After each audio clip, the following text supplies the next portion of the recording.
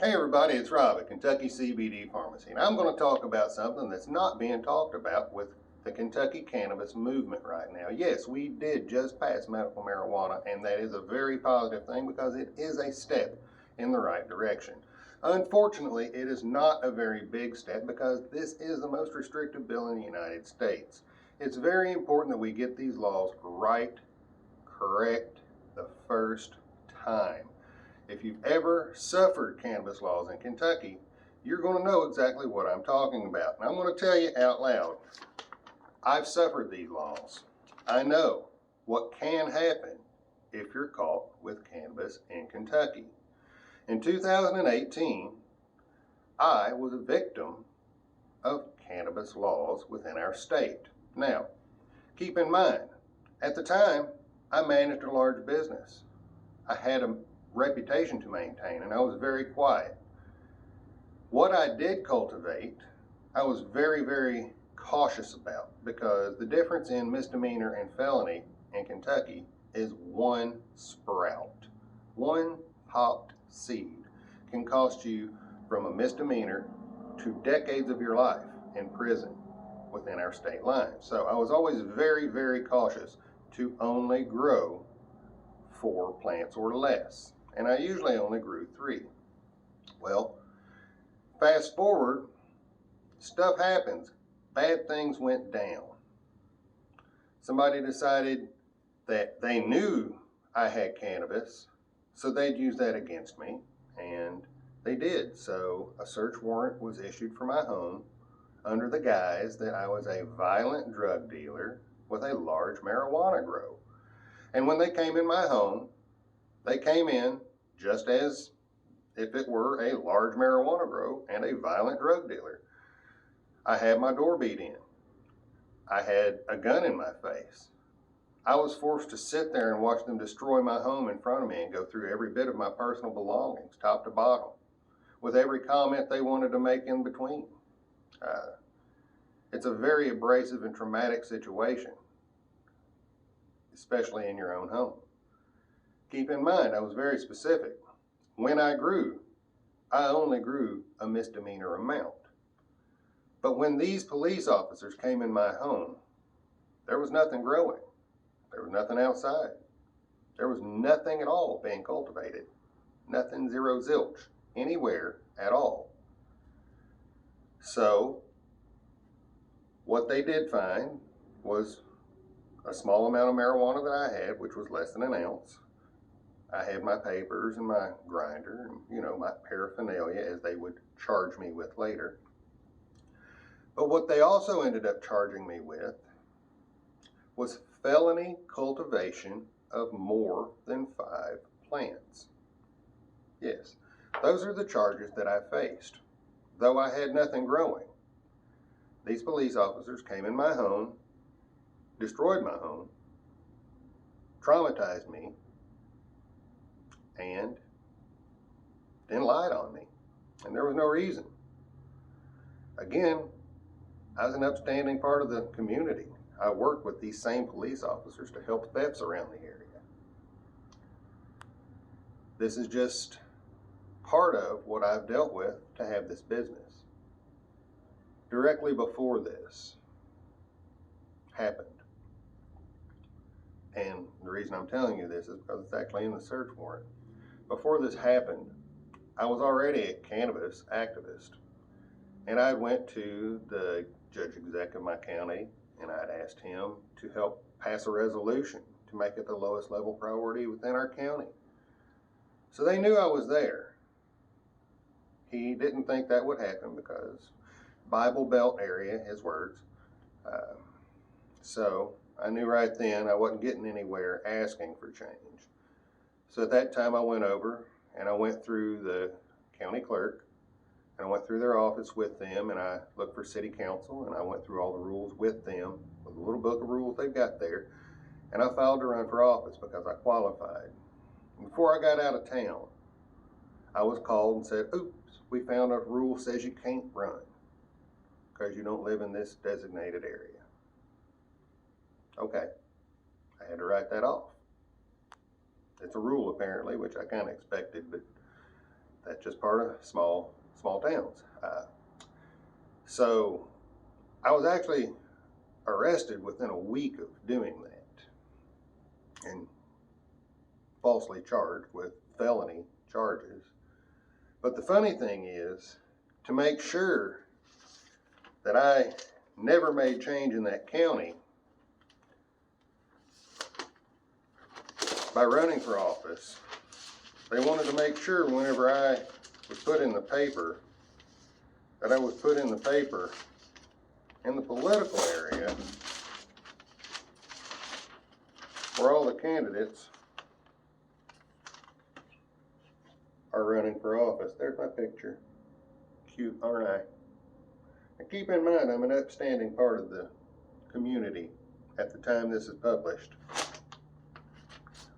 And the owners of the business I ran at the time that had just purchased that business were from Wilmore and, from the Asbury area and, very religious, and I respect that. But whenever they seen my picture in the paper and the charges that were against me, which were felonies, they then found that since I'm involved in this kind of activity, that I'm probably not responsible enough to manage their business anymore. So my job was immediately changed. So I mean, that's another part that it cost. I was never comfortable in my home again, ever. Had been invaded. Couldn't be comfortable in that county because the ones that were there to protect and serve me did not. They didn't protect me. And they only served me with false charges. After I got out of jail, which was the next day, it was the first time I'd ever been in jail, and it was extremely traumatic. They put me in the detox tank with a bunch of drug addicts that were coming off of meds. And I had to sit there with them shaking and screaming and throwing up for hours. Again, I didn't have my inhaler. I didn't have medications that I needed. It was way past traumatic. And if it ever happens to you, you're going to understand why I fight so vigorously to make sure it doesn't happen to anybody else. So anyway, I get out of jail the next day, and at that time I have to contact a lawyer. Somebody's fighting this for me. I can't do it by myself. I've seen that if I stand, they're going to chop my knees out, and I've seen it. It was done by my local officials. So I contact my attorney. I have to put $1,000 down to take the case, and then obviously several more grand to fight the case. They come in, they took my guns out of my home, turned my home upside down, impounded a car. Wasn't even mine. I mean, I can't even tell you what all they did. And I mean, all this just, it's a money pit. That's what it is. Everything at that point, you're having to pay for your cars. I had to pay to go to jail. They charged me $75 a day to stay there. That's the worst amenities I've ever had. I'm glad they tore that down, Stanford. Piss off. These laws need changed. Nobody should ever have to go through what I went through. And we need to hold our officials accountable for misrepresenting charges. I've talked to several police officials and judges since this incident, and it's common. Even a local judge here I spoke to. I let him know what all happened. And he said the reason that the cops do that is that way they can offer you a plea deal of lesser charges and you take it rather than fight it. Just pay the fine. Ladies and gentlemen, I am standing here in the middle of this state begging you all to help me fight this. Because one day you or somebody you love is going to have to fight what I've been through. What I've overcame. And I'll tell you right then, as soon as I seen that I wasn't going to be protected by my officials, or I wouldn't be represented by the people I've elected into office, I decided to start this business right then, and we filed for an LLC. That way I could stand out here every day and I could talk to people and I could change people's minds about cannabis one person at a time, because I've seen what these things can do. I've seen what cannabinoids are capable of. I've read the studies. It's past miraculous. And if you're ignoring it at this point, why? It's been here longer than the people that are telling you that it's a bad thing have been here. It's never killed anybody. What has is these laws. These laws have cost people their lives. And again, keep in mind, I was very careful not to grow a felony amount, because a misdemeanor is a $100 fine, which generally is a ticketable offense. They arrested me and robbed my home and charged me with a felony that could have cost me 20 years of my life. These are the people that we are paying to protect and serve us. We need to hold them accountable. There's other bits and pieces to this story, and these are just my list of events, and trust me, there's several more. There's a whole lot more even after we started the business. But I just wanted to give you all a glimpse into what it actually took to come to this point for me. So ladies and gentlemen, if I'm asking you to support me, I'm fighting for you every way there is. I'm fighting for my daughters. I'm fighting for my granddaughter.